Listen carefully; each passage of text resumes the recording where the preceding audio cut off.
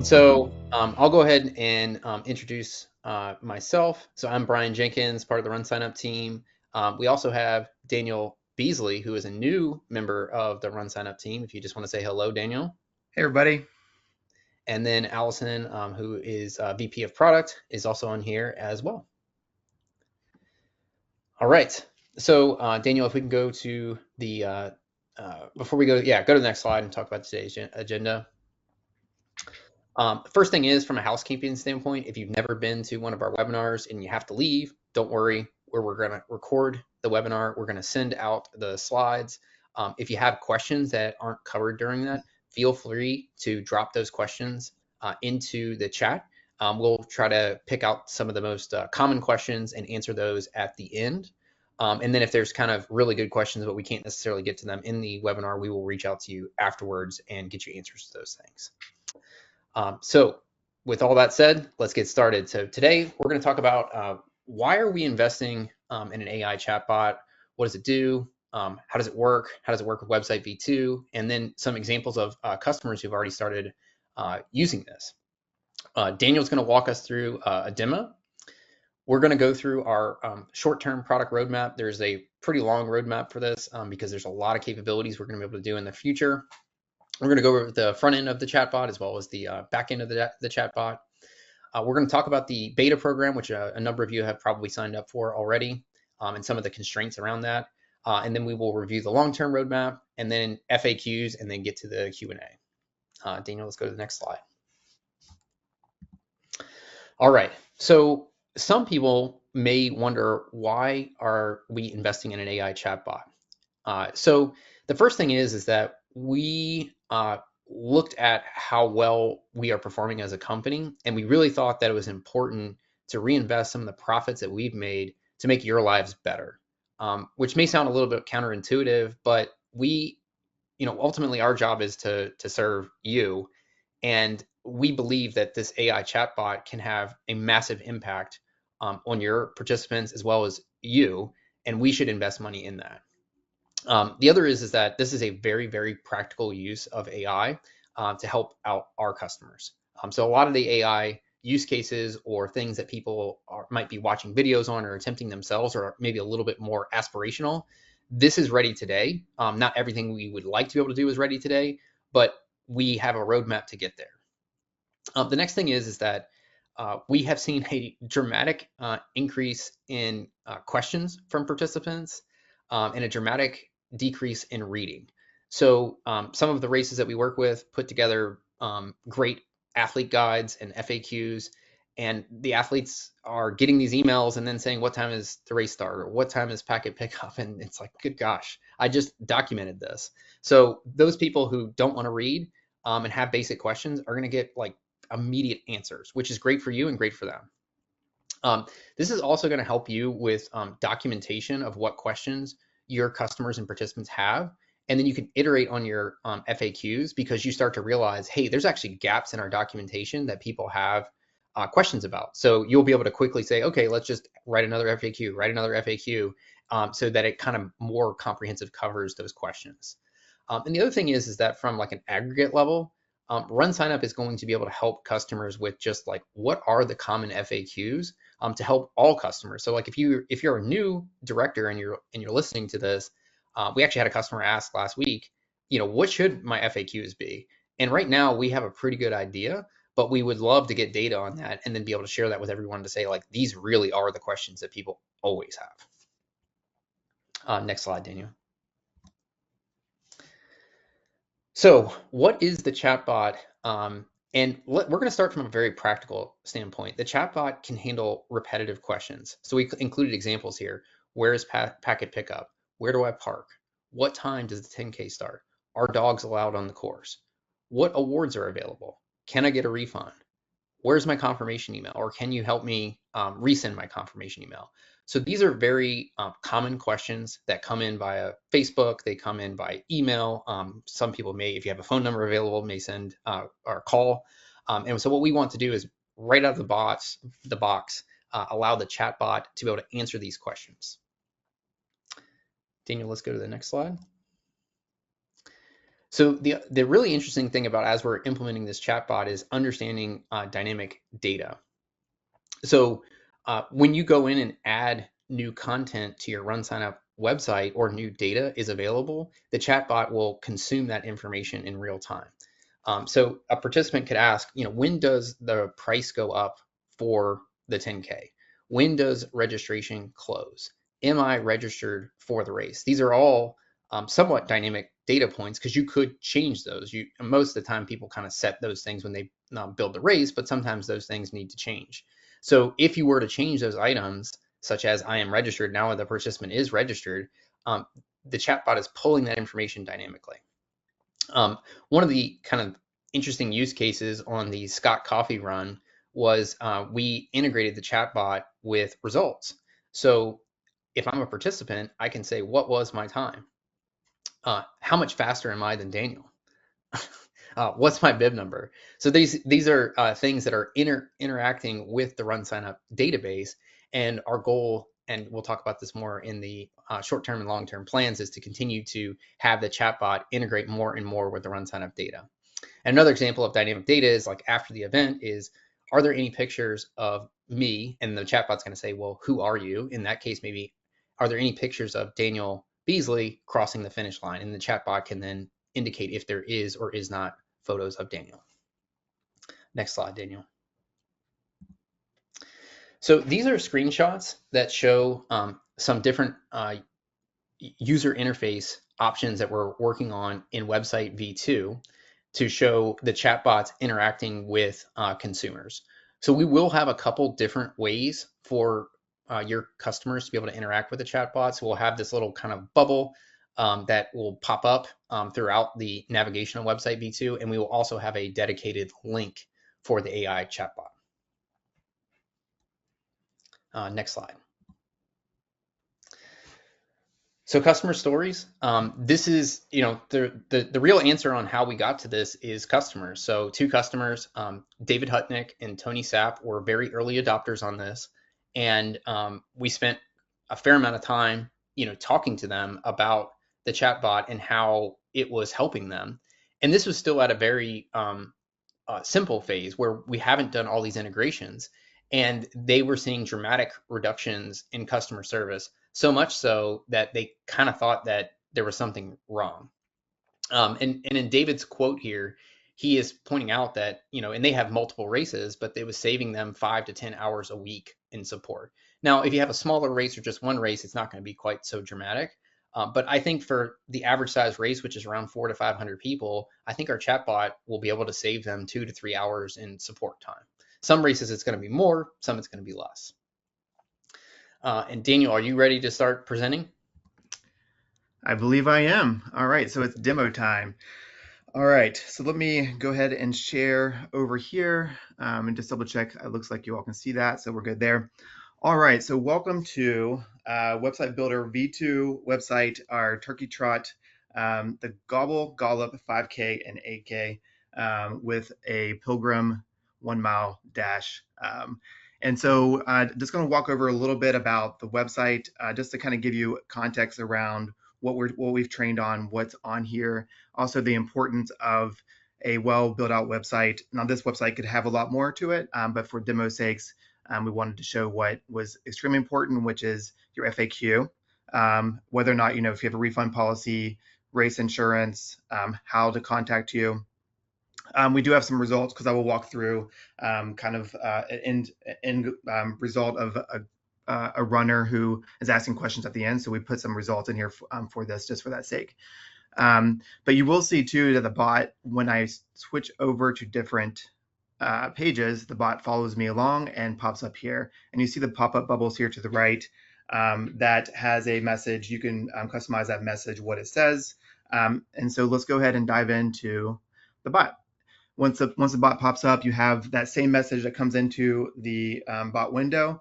And then down on the bottom, you have what we call conversation starters down here. I will dive deeper into those a little bit later on. But for the sake of this demo, I'll use them a little bit, but not so much, just so we can get an idea of how everything works there. Now, what I want to do is kind of start asking some questions in the bot, but I want to walk through what a typical runner might do, how they might interact with your website or this bot. And that would be, let's say I'm on Facebook and I see a message and I'm interested in this run here, and I click on and come to your website and I have questions about, hey, what what let's see here, what race is best for me? And so let's see what the bot comes back with. So this is going to go in and grab information about each race and kind of give me a breakdown of what different things that, or what, it's an 8K, it's a 5K, it's a 1 mile, when they start, a few different points that will help me decide there. And so let's just say that I want to go with the 8K, and I say, how do I sign up for the 8K? And so it's going to think here. And as you can see here, it's going to give me some information here. It's going to give me a link to the registration page. So if I click on that, if I hover over, you should see in the bottom left corner the link that is actually sending me to, which is the correct link. And it just gives me a little bit more information telling me on the race itself, what the fees are currently, and then make sure you register before November 10th to guarantee your tech shirt. So it kind of gives you more information about why you should register early.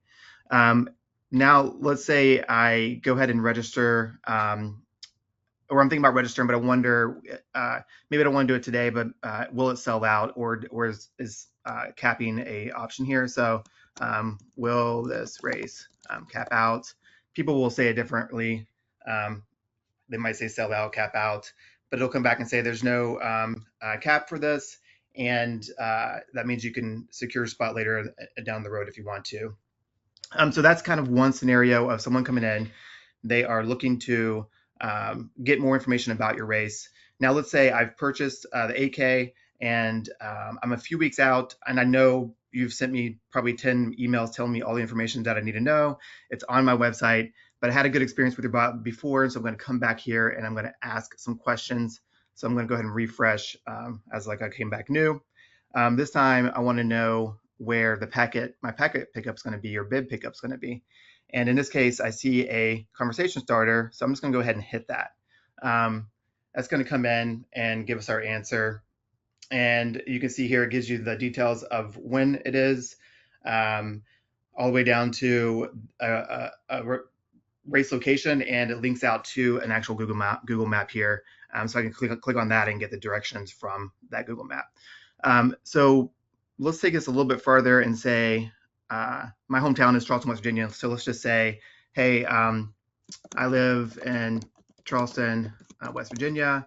When should I leave to make it to packet pickup on the 26th? So let's just see what happens there.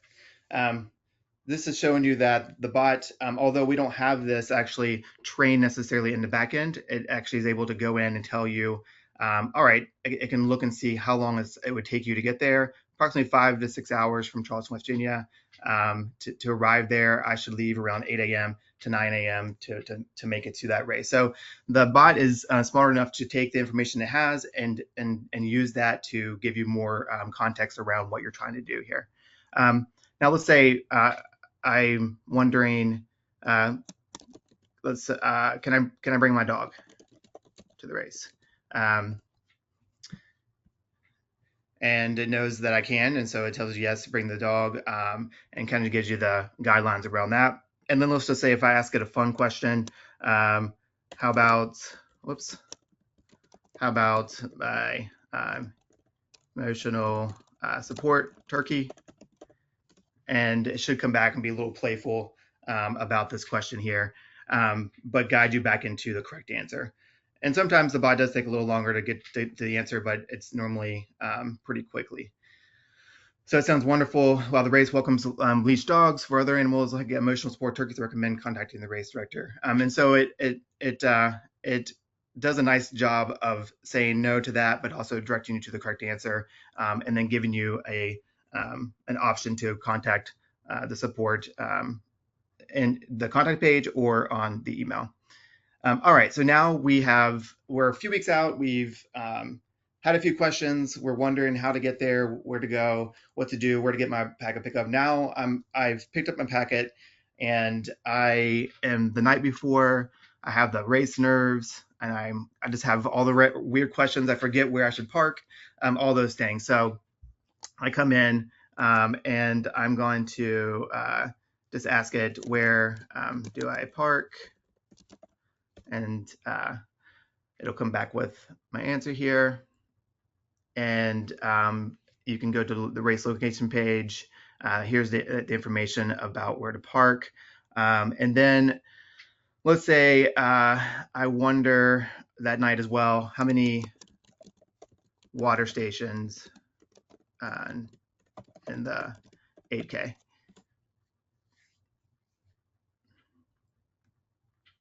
In this case, we haven't trained for this, so it shouldn't have the information, which it doesn't.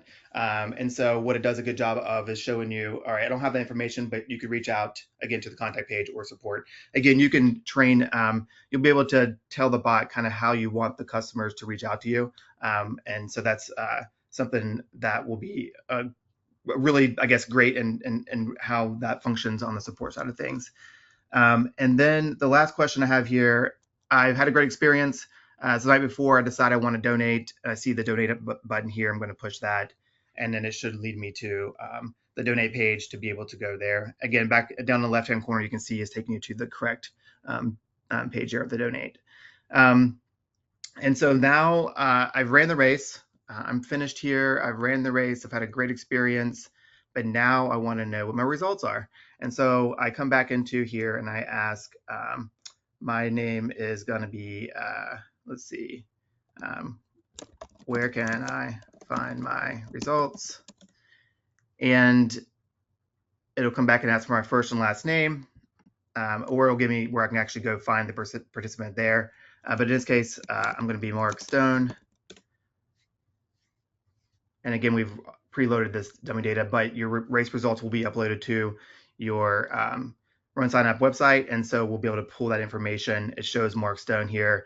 And Brian mentioned this before, where we could actually now say, all right, who was faster, Mark or, whoops, or Lucy Flood.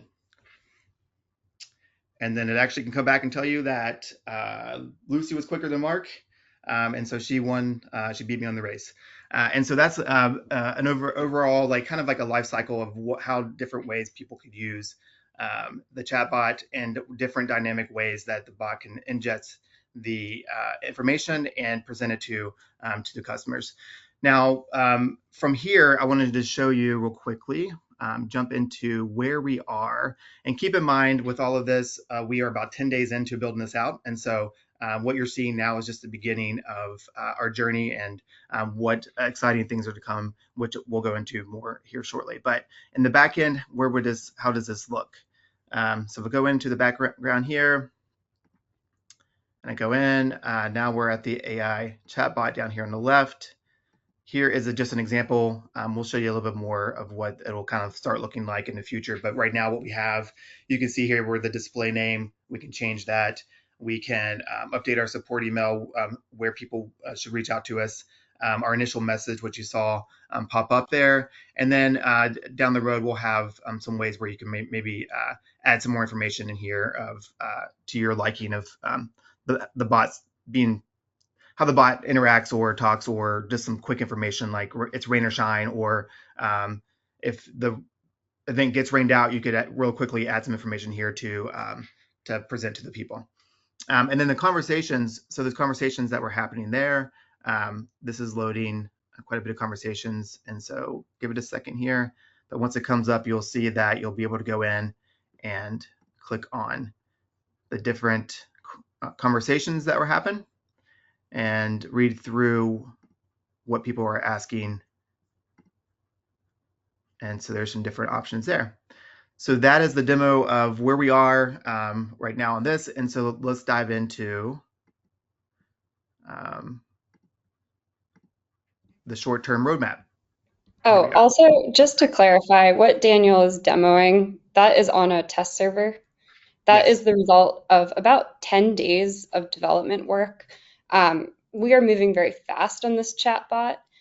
So think of this as kind of where it is right now as we are continuing to add features to it. And this short-term product roadmap is really what we're going to be adding in order to make this chatbot publicly available for all of our customers. Yes. Thank you, Allison. Um, all right. So short-term roadmap. So the FAQ component, this is extremely important. We will be requiring that everyone will be filling out an FAQ component so that we know the information is there for the chatbot to be built around.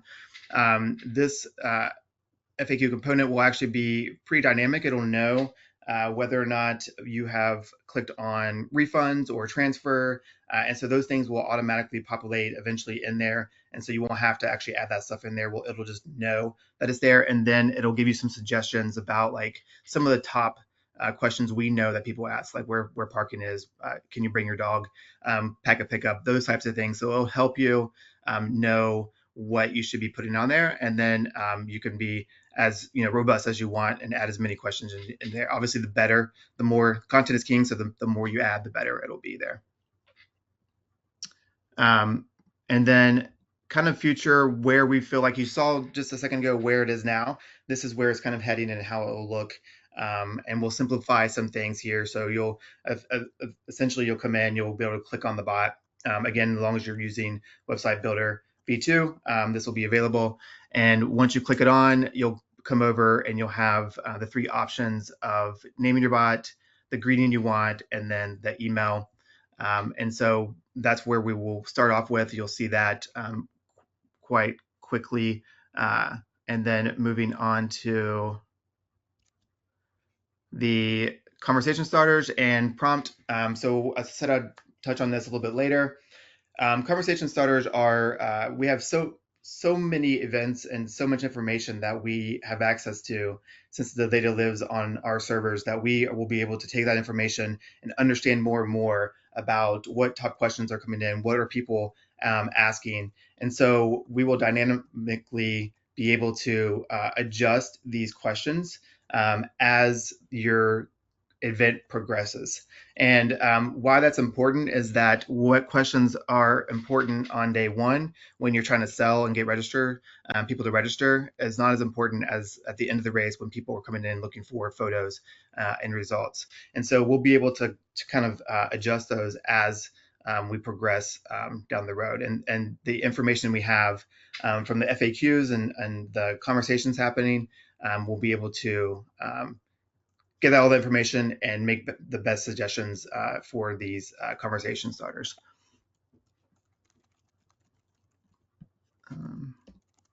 All right, training the AI chatbot. So right now, it's pretty straightforward.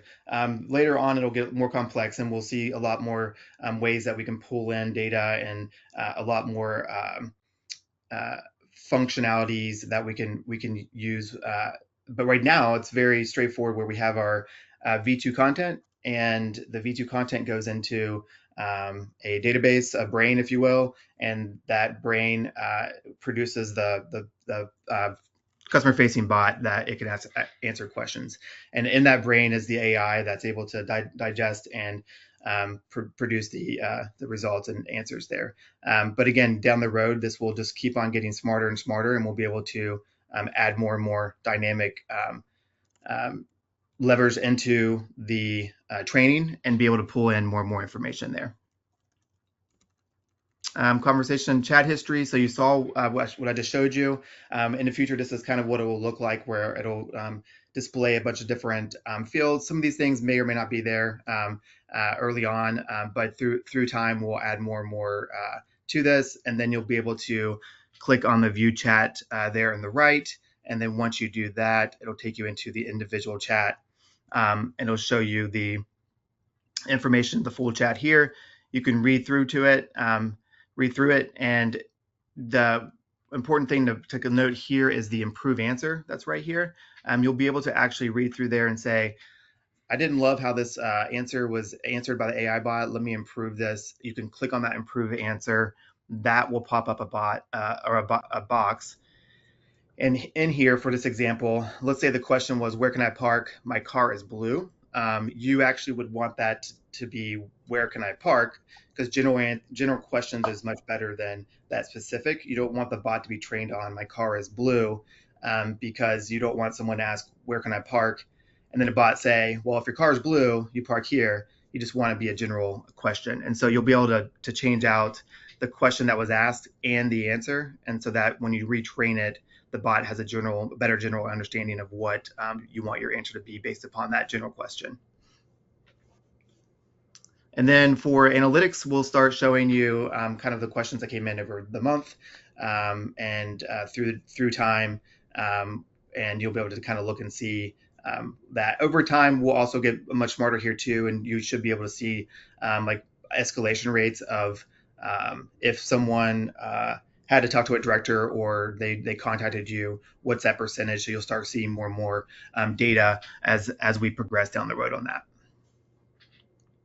All right, now long-term product roadmap over to Allison. Allison, anything you wanted to add to what I just said there? Yeah, so the features that you saw today is what the bot is doing on a test server. And again, I'm just kind of reiterating this so that everyone's clear. It's a feature that we're going to add to production, which is the platform that you guys are using. It's going to be admin only, and we are going to have some early beta users to try it out, give us feedback so we can add more functionality. And that short-term product roadmap that Daniel just covered is really the focus over the next couple of months. So while we don't have an exact ETA as to when, I don't have a specific date when we're going to start contacting beta users. I don't have an exact date when we're going to let this be a public menu item. It is moving very fast. Like, keep in mind, again, that we have very talented developers, a very robust platform, but what you saw Daniel demo is 10 days of development work, which is just kind of mind-blowing. So long-term product roadmap, there's obviously a very long-term strategy with the AI chatbot. Do you want to go to the next slide? So this slide, you're going to start seeing this image a lot more. I think we have some nicer styling to this as well. But this is really why we are investing in the AI chatbot, why Daniel came and joined our company, and why we're investing in this new technology. We know that AI is a thing. It's coming. Bob declared that this is the year of AI, and we are truly defining ourselves as the AI events company. And so what we're showing now is really the AI agent kind of doing two levels of understanding your stuff. Like, one, it's looking at the content on your website, and the way that it's digesting all that so efficiently is kind of the behind the scenes development work that we're doing, so that the bot recognizes when a change has been made on your website, whether that's system driven, like you go in and edit your registration periods, or you go in and edit the price. And it's also content driven. So you go in and add a new FAQ about strollers being allowed on the course. That bot is understanding that content in a highly efficient way that we're able to scale across our entire platform. The second thing that it's going to understand in the short term are these things that are related to different settings. And so Andy Harris actually brought up a good question, like thinking about that participant cap demo. And he's like, well, I have a participant cap, but it's a hidden one. I don't want to promote like how many spots are available. Those are all settings that you determine in your dashboard and that the bot is going to understand. And so similarly, with these kind of questions here, can you transfer my bib to my friend? Kind of the first version of that is the bot recognizing, does this race have bib transfers enabled for participant management? If yes, then provide the instructions of where that participant can go to manage their bib. The long-term phase of can you transfer my bib to my friend is combining all of this new AI technology with OAuth, which is authenticating essentially that you are who you are, you own that bib that you registered for, and the AI agent, which in this case is the chatbot that RunSignup is developing, or in the future it could be other AI agents like a ChatGPT or Claude, like various things that people are chatting to, and that AI agent is going to be able to facilitate that transfer based on the rules that your race is allowing or not allowing. And the way that this is happening is that we have this old transactional static world, and this is our world of our open APIs, all of our content, and the RunSignup platform being that transactional hub of truth of what is allowed in terms of permissions for the race, what is actually happening. And then there's this friendly layer called an MCP service. And this is something that is a very new technology. It didn't exist like 6 months ago. And it's something that's being developed by a lot of different platforms so that all of these new AI agents, like the RunSignup AI chatbot, like ChatGPT, are able to understand and digest the data that is coming from these transactional platforms like RunSignup. So all of that truthful information like results, like bib transfer rules, the MCP provides this friendly layer of technology that makes it easy for the AIs to digest and understand that content that's coming from APIs. And it's not necessarily replacing APIs, it's kind of running in parallel with them. And so the work that RunSignup is doing behind the scenes around making our API AI friendly and building out RunSignup's MCP is really powerful. And we truly believe that these new agents, whether it's our proprietary chatbot that lives in Website V2, or it's these other agents that people are talking to, whether that's ChatGPT, Claude, or whatever exists in the future, that is kind of the new user interface of how people are going to manage things. And so rather than following a set of instructions and going to their profile, they're going to be able to use these natural language queries such as, can you transfer my bib to my friend, in order to facilitate things. And that is what is going to happen over the next 1 to 2 years. And by getting this chatbot out to the public very early, and very soon, what we're doing is we're kind of building that technology foundation and just doing this project, this new feature, like everything else that we do. Like we put Website V2 out there and we continue to add incremental improvements and features every week, every month.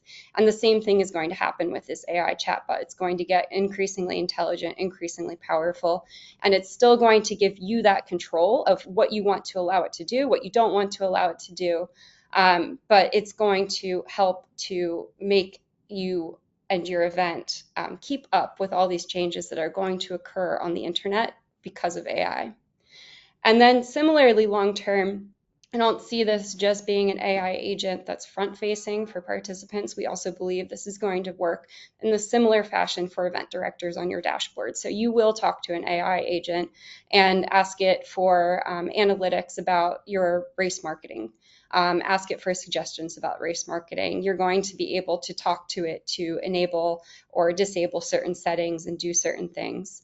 So kind of the foundation is that RunSignup has a really robust API. We're continuing to mature that. We're making it AI friendly. We're adding more endpoints to that API, more data that's accessible. And we are also at the same time building out this AI chatbot because it's going to solve immediate problems and help reduce customer service pain points for all of our customers. And it's also going to set us up to be able to move fast with how AI is changing and evolving the way that people interact with the internet. So we can go to the next slide. Now, taking a step back from that big picture thing, the AI chatbot beta program is something that is happening probably over the next couple of weeks. So again, what we saw Daniel demo is on a test server. We're going to deploy that to production, keep it admin only. We're going to hand select several beta users, and you guys will end up working probably pretty closely with Daniel to not just set this up, but also to give him feedback. Because what we want to do is make sure that the chatbot has kind of this baseline set of features that's going to make it very easy for everyone else to use. In order to do the beta program, you can sign up at this website. Somebody can put it in the chat so you all have that link, but you're going to have to use Website V2. We are not building out the chatbot to digest old website content. So in order to use this, you will have to upgrade to Website V2 at some point. And then for the beta program, if you are timed race and you post results, we're going to specifically select beta users that use RunSignup for results. The way that Daniel was demoing that with asking results data, the reason he has that high quality of result responses is because the results are published natively to RunSignup, not linked to an external site that doesn't have that friendly MCP layer and isn't connected to what's happening on your website v2. We're hoping that this beta program launches like end of the month, early August. The goal is to move fast, and we want to really continue to focus on enabling this for every single event. So the goal is to enable this for races, hopefully get that out for everyone at some point this year. We're not going to put an exact date out there. You will see that we did a turkey trot demo, so that is kind of the hope. We have this ready for turkey trots to really take advantage of this fall. And then we're going to add this to tickets, and then we're going to add to memberships. And we'll just incrementally continue to add new features to enhance how it can function with your races data and content. Next slide. So we kind of preemptively figured out what questions might get asked. So we'll just go through these. Brian and Daniel, feel free to interrupt me or help answer any of these as we go through them. But the first question, how much does the AI chatbot cost? It's free. Brian covered this. This is an investment in our customers. It's an investment in our long-term product strategy. We are really the AI event company. That is how we are going to be defining ourselves. And this investment in the AI chatbot is a significant one, but we feel that it's going to be kind of critical for all of our customers as we move into this next phase of technology and how people are going to use the internet. So do I need to do anything to get it? Again, we're kind of reiterating this. But once we make this live and widely available for everyone after the beta program, you're going to need to have two things. So one is a website v2, and the second one is an FAQ section. And so that component that Daniel was showing screenshots of in the short-term product roadmap is going to be a new feature in website v2. And the FAQ is very important because there are so many settings and like things that are driven by your system, but RunSignup is never going to be able to tell a user where to park. We can't tell a user whether dogs are allowed. So it's all that type of content that we want to make sure races are adding, ticket events are adding, in order for the bot to respond well. Any other thoughts on that? Brian, I don't know if anyone else wanted to add anything. Well, interestingly, like a question came in at the exact same time, kind of asking what you just asked. So the question was, does the FAQ need to be set up like a system page or can be a part of the home page? So I was actually typing the answer, which is you would need to create right now an FAQ section, but like long term, we want to build a system page that is FAQ where you're plugging in kind of all these questions. So like right now, we're kind of stuck in the middle where it's like you need to create an FAQ section and fill that in. Yeah, for the beta users, by the time this is publicly available, we will have an FAQ component, and it's something that is being developed right now. It's very slick, really, really nice. I think you guys are really going to appreciate like how that functionality works. It really does fast track the ability to set up a comprehensive FAQ. Like Brian said, it's really taking that value of knowledge from working with 35,000 events a year and being able to recommend these are good FAQs to have on your site. Yeah, so And maybe we can go ahead, Daniel. I was going to say, and I would add just a way to think about the FAQ is the FAQ is essentially an employee. It's all the knowledge that you would be hiring someone else or someone else to have to answer questions, and the FAQ is super important, and so that's why it will be required. And the more information you feed it, the better it'll be. But think about it as your employee, and the more information you give it, the better that bot's going to be able to answer questions down the road. Next page. So this question already came up. I answered it a few times in the chat. So I have my own whatever, fill in the blank website. I've already seen WordPress, Squarespace, HubSpot page, website, landing page, whatever it is. Can I use the AI chatbot for that? So the AI chatbot is only going to be available for website V2. For ticket events, it's just available for any website. We don't have the concept of V2 there. We are not going to embed it into external sites.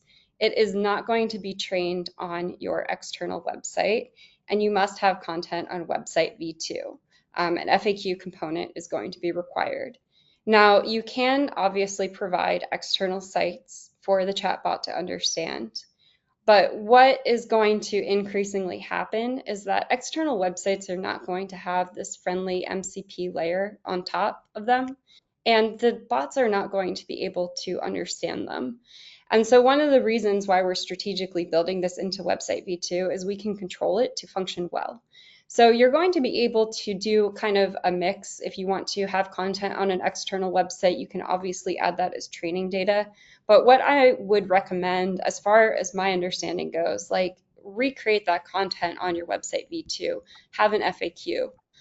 For events and organizations that have invested a lot in an external website, don't worry, like you can keep that. And what you're going to be able to do is link to the chatbot on website V2. So what you can see here is a screenshot of the chatbot embedded on a website V2 page. And as you know from going to an event website to your race website, each of these pages that you click on has a unique URL. So all you're going to do is add an AI chatbot page, and you're going to have a unique URL, and you're going to add that as a button to your website page about this specific race, or you're going to add it to a Facebook page, or you can even add it to like an email marketing blast that you send out before the race with a link to the AI chat for pre-race questions or for post-race results questions. You're going to be able to use that in a really flexible way. Website V2 continues to become better and better. We are adding more styling options, different ways that you can lay out content. And so kind of the whole concept of having a super stylized website, it's going to become increasingly less important, kind of the old way that it functioned, and it's going to become more important that it works the way that RunSignup websites work with APIs, friendly MCP, AI friendly, and AI directly embedded in it, because that is going to increasingly become how people interact with the internet. So next one. So we are building this to be per race and per ticket event. Does anyone kind of want to jump in here and kind of talk about why we are doing this way? I don't know, Daniel or Brian, do you want to take this one? I can take this one. So there is probably going to be a number of copycats of chatbots that are going to come out. And most of them are going to try to be very generic. We've actually done testing ourselves prior to working with Daniel, trying to build chatbots, and where the term of hallucination or just like incorrect information really comes into play when you're talking about generic chatbots. And so we're making a very, very hard decision to have chatbots created for each race. And some of you, and this is actually streaming in the questions, there's like, hey, what about I've got like 10 races, or I've got an org website, I've got like this like group of events. What we're finding is that you're going to get muddy answers or incorrect answers or just unsatisfactory answers when you start combining information. Now, I'm sure a few years from now, like maybe that won't be the case, but at least today, we're creating an individual instance of the chatbot for each race. And this really helps with trying to eliminate incorrect information. So we don't want participants to interact with this chatbot and walk away with the wrong information, or information that maybe is like kind of right, kind of wrong, and like they're like, huh, well, that was unsatisfactory. We want you as the director to have full control over what information is being shared with your participants, and the bot only knows the information about your race, and it's not crossing over into other races. And this just becomes really important because of like, we're talking about very specific details, like what time do I need to be somewhere? Where do I need to be? So we want that information to be unique to this race. We also had another question about communication tone or branding. So Daniel, I'll save that one for you, and maybe you can talk a little bit about that since you know a lot more about that. But this also is opening the door for us. So each race on our platform can have a different set of what we're calling workflows or business rules. So I could put on a race and I can't stand deferrals. So I don't want to have deferrals. And if people want to cancel, I want refunds. Daniel puts on a race. He's fine with deferrals. So each race is going to have their own set of rules. And so we want those, how you want someone to be responded to, as well as like in the future, we want that to be dynamic, meaning like deferrals ended yesterday, so you can't defer anymore. So what are my options since I can't defer anymore? So we want that to be fully integrated with RunSignup with your custom workflows dynamically helping the bot respond to your customers. So Daniel, maybe because we did have a question about like the bot's tone and Mhm. branding. Could you talk a little bit about that? Yeah, that's a great question. So branding will be coming later down the road. Um, and hopefully before we do launch it to the public, we'll have a good amount of where when you set your styling within your V2 website, it will actually pull in from there into the bot, and the bot will actually be automatically styled from that. And so that's how that should work moving forward. So you shouldn't worry too much about that. We probably will give a little leeway, I would imagine, on maybe some things you can change here and there. But that should be part of um, the version one that comes out, or at least some parts of that will be. Um, what you saw today was pretty robust of what I with all the different things that I had in there that I built out, and that's the goal, is to be able to have that long term. But the first version might be a little less with some of the icons not being there, or that type of stuff.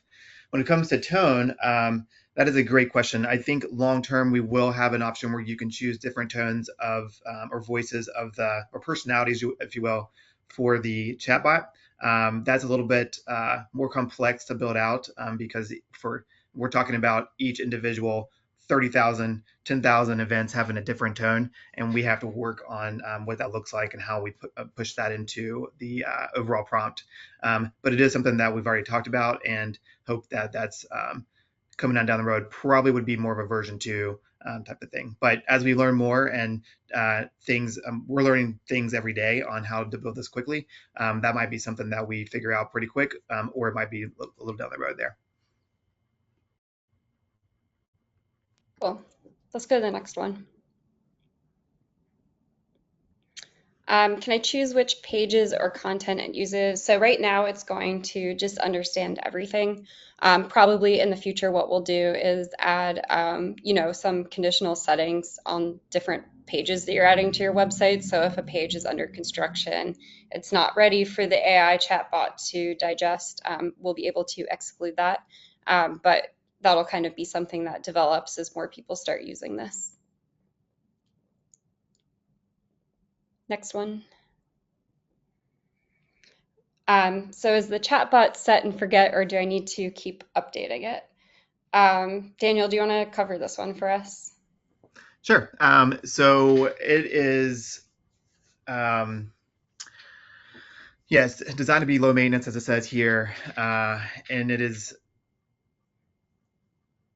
it's going to be based upon you updating your website to keep your content fresh. And as soon as that is updated, then we will push that into the bot so that it is dynamically updated. So I would say it's both, in a sense of you do need to make sure that the information is updated and that you're adding to, you're kind of keeping track of all that. But as soon as you do that, since we have that information stored, we will automatically push that to the bot, and the bot will automatically be whether it's instantly or within 24 hours, it'll be trained again on that new information. And so the most important part of it is that you keep everything up to date. And then if you do that, then the bot will be up to date as well.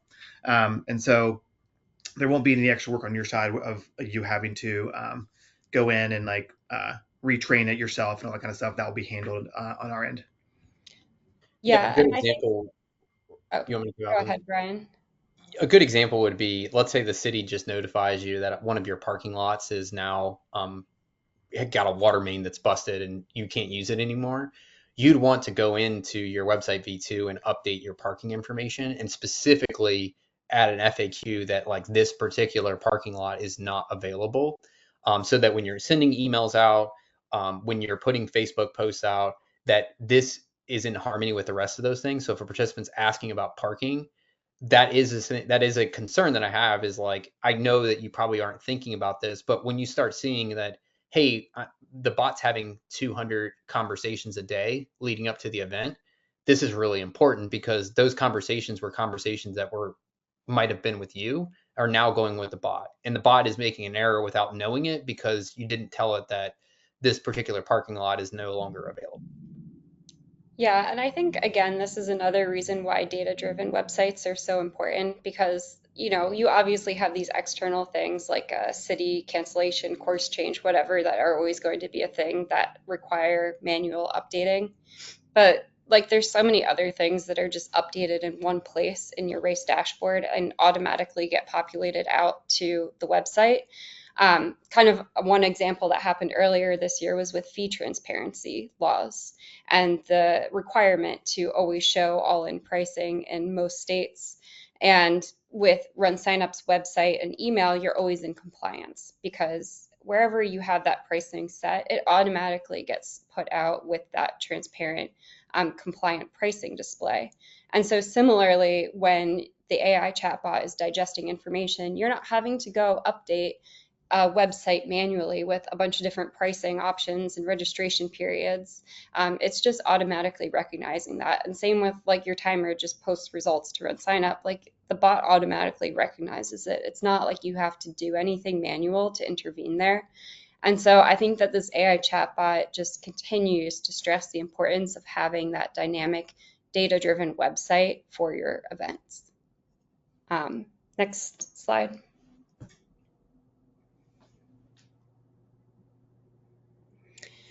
So if the chatbot can't answer something, does it escalate to a human? So right now, you're going to be able to provide a support email. And as you saw in the demos, when you ask a weird question like, can I bring my emotional support turkey to the turkey trot? It's going to give you its best response diplomatically, professionally, based on how it's been trained. But it can also refer a support email. So what we're going to be prioritizing in the short term is making sure that the bot is able to recognize multiple contacts. So for example, a participant has a question about results, those need to go to the timer. If there's a question about sponsors, you may have a specific sponsorship email that question should go to, etc. So we're going to prioritize getting in that multiple contact support. And then longer term, we are going to automatically send an email with the user's question when it gets escalated. In the short term, what we'll do is provide the email and a link to the Contact Us page with that same email functionality.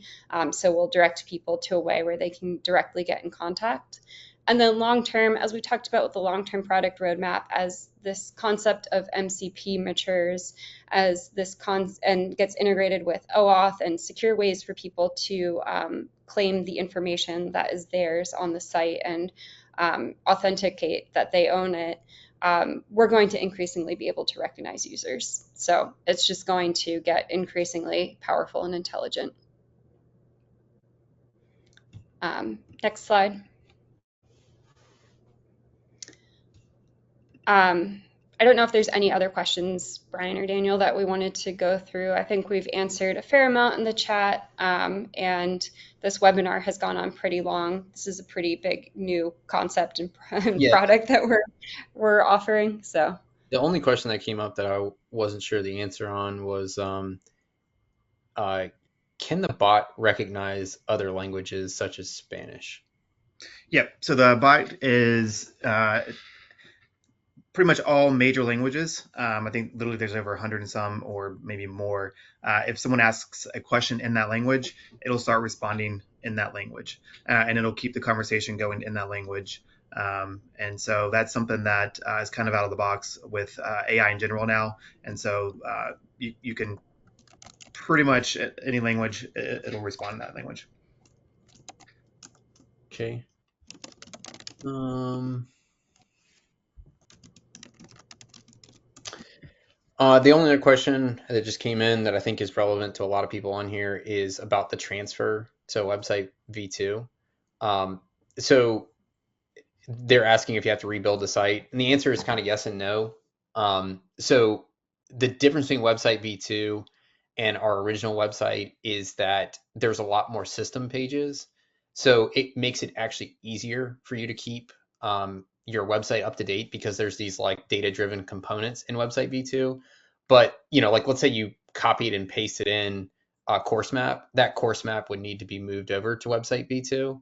Um, so we understand that there is a pain to doing that, but there's just no way for us to easily migrate custom content from the existing website. And also, the existing website is hard to onboard people with.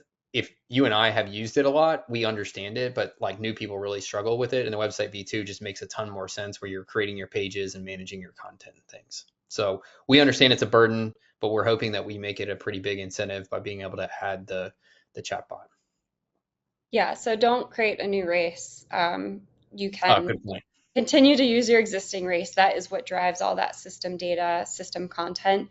And it's going to, when you enable website v2, you can take your time recreating content. It doesn't have to be an all over switch right away. You can toggle back and forth. And a lot of that content is going to get automatically populated for you with these system pages.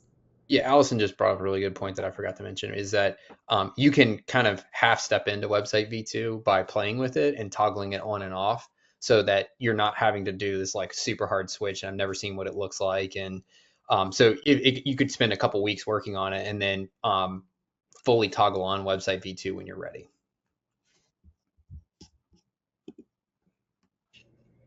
All right.